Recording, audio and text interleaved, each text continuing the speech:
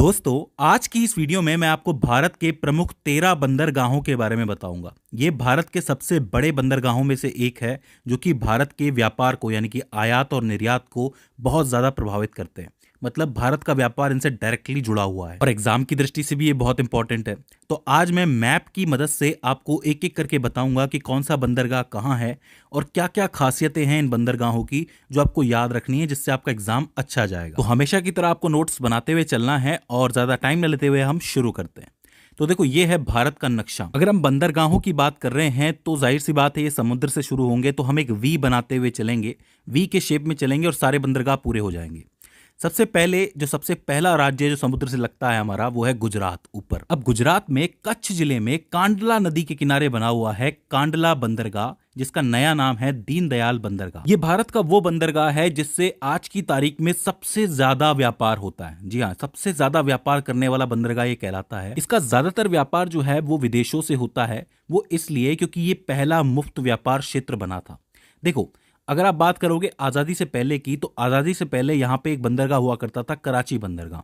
कराची बंदरगाह पार्टीशन के बाद पाकिस्तान चला गया, तो अब इस एरिया में एक ऐसे बंदरगाह की जरूरत थी जो कि अच्छा खासा व्यापार कर सके। इसीलिए इस जगह को मुफ्त व्यापार क्षेत्र बनाया गया, जहां पे ज्यादा से ज्यादा एक्सपोर्ट आप कर सकते हो। तो इसी वजह से इसको मुफ्त व्यापार क्षेत्र कहा जाता है, या फिर प्रथम मुफ्त व्यापार क्षेत्र कहा जाता है। अच्छा, यहाँ से ज्यादा अनाज निर्यात होता है और ज्यादा से ज्यादा तेल जो है वो आयात होता है। मतलब दो चीजें हैं, अनाज जो है वो निर्यात होगा और तेल जो है वो आयात होगा, और इसी वजह से ये सबसे ज्यादा कमाई करने वाला बंदरगाह कहलाता है। इसके बाद जब आप नीचे उतरते हो तो महाराष्ट्र आता है, और महाराष्ट्र में दो बंदरगाह बने हुए हैं। सबसे पहले आता है आपका मुंबई बंदरगाह, जो कि आकार और शिपिंग और यातायात के हिसाब से भारत का सबसे बड़ा बंदरगाह है। इस चीज को याद रखिए, आपसे पूछ लिया जाएगा कि भारत का सबसे बड़ा बंदरगाह कौन सा है, तो वो मुंबई बंदरगाह। तो यानी कि यहाँ पे ज्यादा से ज्यादा अमाउंट में माल को उतारा जा सकता है या फिर चढ़ाया जा सकता है। तो ये चीज इंपॉर्टेंट है। तो ये भारत के पश्चिमी तट का सबसे महत्वपूर्ण बंदरगाहों में से एक हो जाता है।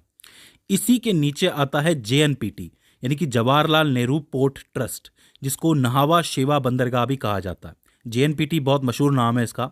देखो, ये भारत का दूसरा सबसे बड़ा कंटेनर बंदरगाह भी कहलाता है, क्योंकि यहाँ पे क्या होता है कि ज्यादा से ज्यादा कंटेनर उतरते हैं, और यहाँ का ज्यादातर मामला जो है आधुनिक है, यानी कि आधुनिक तकनीकों से ये भरा हुआ है। तो आप ये कह सकते हो कि कांडला बंदरगाह जो कि गुजरात में है, वो सबसे ज्यादा कमाई करता है। मुंबई बंदरगाह जो है वो सबसे बड़ा बंदरगाह है, और जेएनपीटी जो है वो सबसे आधुनिक बंदरगाह है। तो तीनों को याद रखा जा सकता है, पास पास में ही है। एक गुजरात में है, दो महाराष्ट्र के अंदर है। दो कौन से हो गए? मुंबई बंदरगाह और जेएनपीटी। ठीक है, तो ये चीज याद रह जाएगी। इसके बाद थोड़ा नीचे आओगे तो आपको यहाँ पे गोवा मिल जाएगा। गोवा के ऊपर है आपका मोरमुगाओ बंदरगाह। मोरमुगाओ बंदरगाह जो है वो एक एस्चुरी पे बना हुआ है। अब एस्चुरी क्या होती है? देखो, बहुत सारी नदियां जो होती हैं जब समुद्र में मिलती हैं तो उनकी स्पीड बहुत तेज होती है, और अपने साथ वो जो भी कचरा लेके आती है, मतलब जो भी चीज़ें उसके साथ बह के आती हैं, वो यहाँ पे समुद्र के तट पे जमा हो जाती हैं। तेज स्पीड होने की वजह से जो पानी होता है वो इसी एस्चुरी के ऊपर से बह के निकल जाता है, मतलब इस ढेर के ऊपर से बह के निकल जाता है। एक होता है आपका डेल्टा।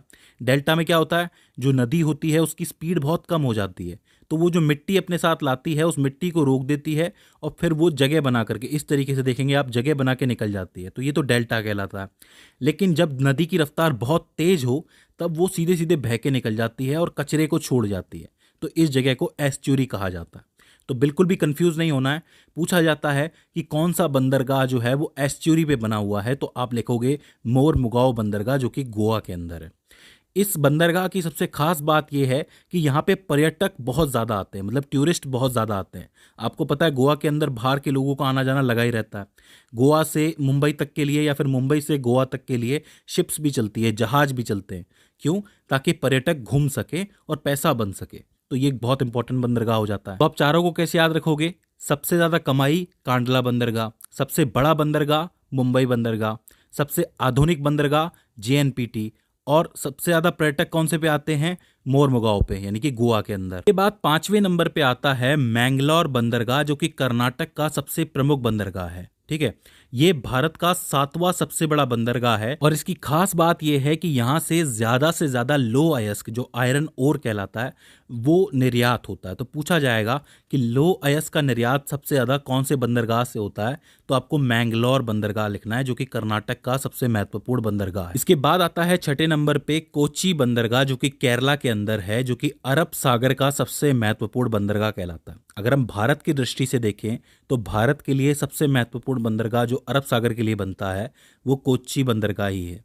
इसे अरब सागर की रानी के नाम से भी जाना जाता है। यहाँ से कई सारी चीजों का व्यापार चलता है, जैसे कि नारियल की जटा, रस्से, चटाइयाँ, खोपरा, गिरी, नारियल का तेल, रबड़, काजू, गरम मसाले और साथ ही साथ इलायची का व्यापार भी होता है। क्योंकि आपको पता होगा कि यहाँ पर एक इलायची पहाड़ी है, मैंने आपको बताया था भारत के पहाड़ वाली वीडियो के अंदर, जो मध्य भारत और दक्षिण भारत के पहाड़ हैं। तो यहाँ पे क्या है, एक पहाड़ है जिसको इलायची पर्वत के नाम से जाना जाता है क्योंकि यहाँ पे इलायची की खेती होती है। तो यहाँ से इलायची का व्यापार चालू होता है। कहाँ से? कोच्चि बंदरगाह से। अब यहाँ तक हमने ये वाला हिस्सा पूरा कर लिया, अब हम इस तरफ चलते हैं। तो इस तरफ में सबसे पहले नीचे से आपका आता है तूतीकोरिन बंदरगाह का सबसे कम गहरा बंदरगाह होता है ये। वो इसलिए क्योंकि इसके पानी के नीचे पहाड़ बने हुए हैं। अब पहाड़ बने हुए हैं तो इसकी वजह से जो बड़े जहाज हैं वो यहाँ आ नहीं सकते, क्योंकि अगर आएंगे तो नीचे टकरा जाएंगे, वो तैर ही नहीं पाएंगे। तो इसीलिए यहाँ पे छोटे जहाज़ों से काम लिया जाता है। तो आप याद रखना सबसे कम गहरा बंदरगाह कौन सा है? तूतीकोरिन बंदरगाह। ठीक है। इसके बाद थोड़ा ऊपर चलोगे तो आएगा आपका चेन्नई बंदरगाह, जिसको आप मद्रास पोर्ट के नाम से भी जानते हो। देखो समझो, भारत का दूसरा सबसे बड़ा बंदरगाह है ये और बंगाल की खाड़ी का पहला सबसे बड़ा। समझो, बंगाल की खाड़ी का एरिया ये वाला, उधर तो अरब सागर आ जाता है, यहाँ बंगाल की खाड़ी है। तो बंगाल की खाड़ी के लिए जो सबसे बड़ा बंदरगाह है वो यही है, चेन्नई बंदरगाह। ठीक है। और बाकी पूरे भारत में ये दूसरा सबसे बड़ा बंदरगाह है। अच्छा, एक खास बात और है कि ये भारत का तीसरा सबसे पुराना बंदरगाह है। पूछ लिया जाता है कि चेन्नई पोर्ट जो है वो कितना पुराना है, तो बहुत पुराना है, तीसरा सबसे पुराना माना जाता है। तो ये चीज़ आपको याद रखनी है। ठीक है। अच्छा, चेन्नई के जस्ट बगल में, मतलब ज़्यादा दूर नहीं है, 24 किलोमीटर दूर है एन्नौर बंदरगाह। जैसे मुंबई बंदरगाह के पास JNPT है, जवाहरलाल नेहरू वाला, वैसे यहाँ पर जो है चेन्नई के पास है एन्नौर बंदरगाह। इसका एक और नाम बहुत फेमस है, वो है कामराजार पोर्ट। इसके नाम से क्वेश्चन बनता है, कामराजार पोर्ट के नाम से बनता है, तो आपको याद रखना है कि इसका नाम है ये। अच्छा, ये जो बनाया गया था ना, वो इसलिए बनाया गया था ताकि कोयले की आपूर्ति पूरी की जा सके। ज़्यादातर कोयले का जो भी काम होता था देश के अंदर वो यहीं से पूरा होता था, यहीं के जहाज लाते थे, ले जाते थे। तो ये बहुत इंपॉर्टेंट बनता है, तो इसे आपको याद रखना है। ठीक है। इसके बाद थोड़ा ऊपर आप चलोगे तो आपको मिलेगा विशाखापट्टनम बंदरगाह। अरे वाह, भारत का सबसे गहरा बंदरगाह ये माना जाता है। जैसे तूतीकोरिन बंदरगाह है वो सबसे कम गहरा है, तो विशाखापट्टनम जो है सबसे ज्यादा गहरा है। अच्छा, इसकी बात यह है कि ये प्राकृतिक रूप से सुरक्षित बंदरगाह है। वो इसलिए क्योंकि इस तरफ यहाँ पे बने हुए हैं डॉल्फिन नोच पहाड़।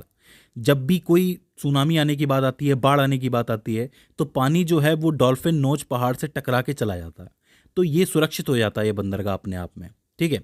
इसकी खास बात यह है कि ये गोदावरी नदी के मुहाने पे बना हुआ है, चौथा सबसे बड़ा बंदरगाह है और यहीं पर पनडुब्बी बनाने का कारखाना भी मौजूद है इसी के पास। आपको पता होगा पनडुब्बी यानी कि जो सबमरीन होती है उसका काम जो है वो यहाँ पे चलता था, यहाँ पे कारखाने रह चुके हैं। और इसके अलावा जो पूर्वी कमांड केंद्र है भारतीय नौसेना का वो यहाँ पे रह चुका है, मतलब यहीं पे सारे काम हो चुके हैं। तो ये एक बहुत ही इंपॉर्टेंट बंदरगाह है जहाँ पे बड़े बड़े फाइटर जहाज भी खड़े किए जा सकते हैं। तो ये बहुत जरूरी हो जाता है, इसको आपको जरूर याद रखना है। इसके बाद आता है पारादीप बंदरगाह जो कि ओडिशा में बना हुआ है और इस बंदरगाह की सबसे खास बात यह है कि इस पे से चावल का निर्यात बहुत ज़्यादा होता है। स्पेशली इसी से क्वेश्चन बनता है कि चावल के निर्यात में कौन सा बंदरगाह सबसे आगे है, तो आप लिख सकते हो पारादीप बंदरगाह। तो ये चीज़ आपको याद रखनी है। इसके बाद आता है आपका हल्दिया बंदरगाह जो कि कोलकाता में हुगली नदी के किनारे बसा हुआ है या फिर बना हुआ है। तो ये आपके 12 बंदरगाह हो जाते हैं। और जो 13वां बंदरगाह है जो कि सबसे नया भी कहलाता है वो है आपका अंडमान निकोबार की राजधानी में यानी कि पोर्ट ब्लेयर में, जो कि पोर्ट ब्लेयर के नाम से ही मशहूर है। तो पोर्ट ब्लेयर बंदरगाह वो कहला। ये वो 13 बंदरगाह हैं जिससे कि भारत का व्यापार बहुत ज़्यादा प्रभावित होता है। आई होप मैंने आपको जितने भी फैक्ट्स बताए होंगे इसके बारे में वो आपने लिख लिए होंगे, क्योंकि इन सबसे डायरेक्टली ऑब्जेक्टिव्स बन जाते हैं। तो दोस्तों मुझे उम्मीद है कि ये वीडियो आपके लिए हेल्पफुल साबित रही होगी। अगर इसके बाद भी इसके अंदर आपको कोई क्वेरी आती है, कोई दिक्कत आती है या फिर हमसे कोई गलती हो जाती है तो आप हमें कमेंट सेक्शन में बता सकते हैं। तो दोस्तों आज की इस वीडियो के अंदर बस इतना ही। See you in the next one.